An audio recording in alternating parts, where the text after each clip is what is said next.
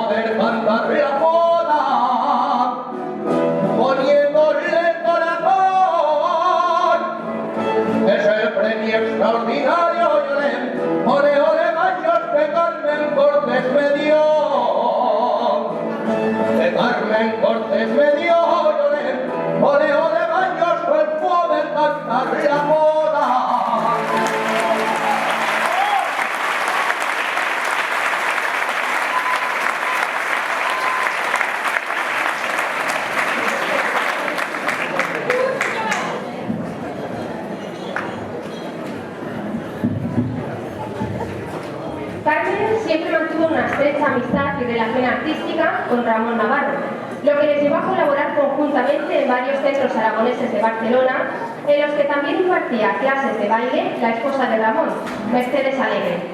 Quizá la alumna más destacada de Mercedes ha sido nuestra siguiente invitada, que junto a su esposo ha desarrollado gran parte de su actividad artística y docente en centros aragoneses de Barcelona, en algunos de ellos junto a Carmen.